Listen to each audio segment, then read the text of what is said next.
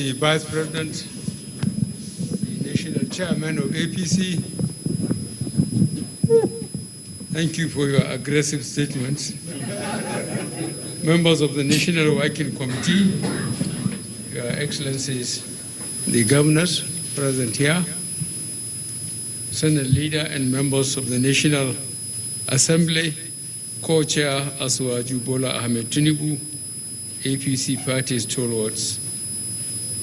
Distinguished ladies and gentlemen, I don't think I should bother you with a long speech. I think the chairman has said it all very clearly. I'm very pleased with all his observations as a result of what he went through or what we went through as members of this party.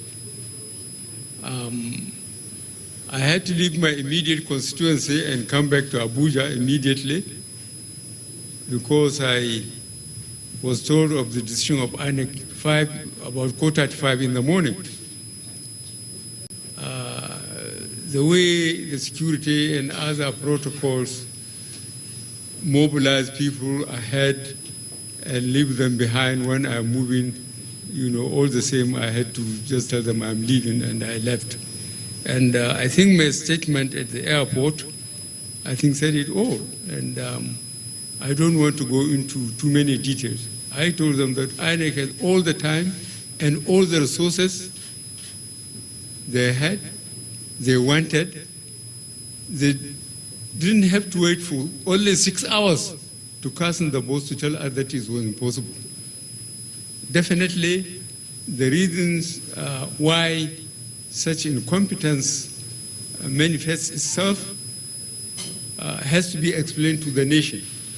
After the election, we have to know exactly what happened and who is responsible. Otherwise, our efforts, to make sure that this system we voluntarily accept is not making progress. What is the use if we will accept incompetence? And the laws protected INEC, but they must not take us for granted. If, for example, the National Assembly refused to approve what INEC wanted, then INEC could have some moral reason why they couldn't perform.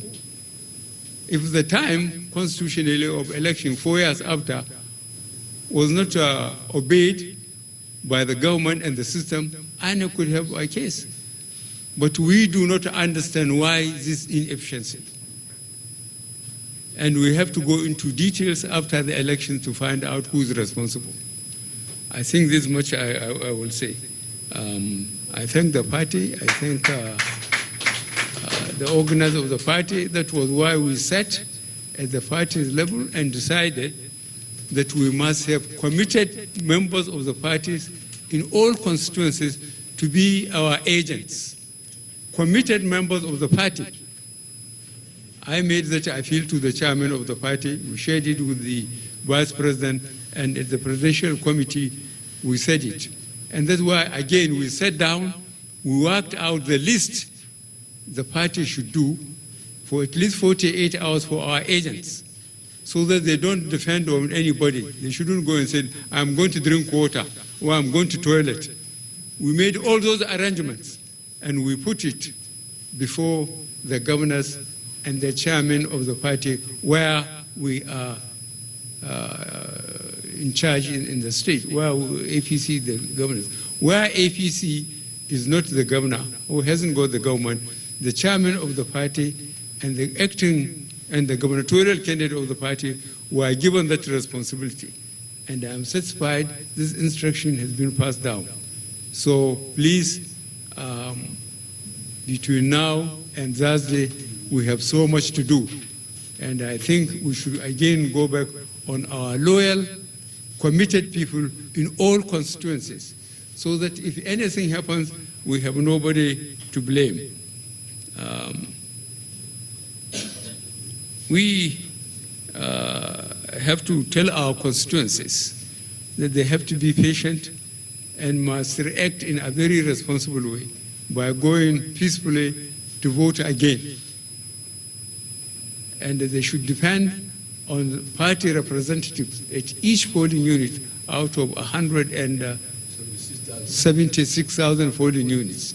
We have all calculated it, and they should be there, those who have been given the responsibility to watch the party's interest.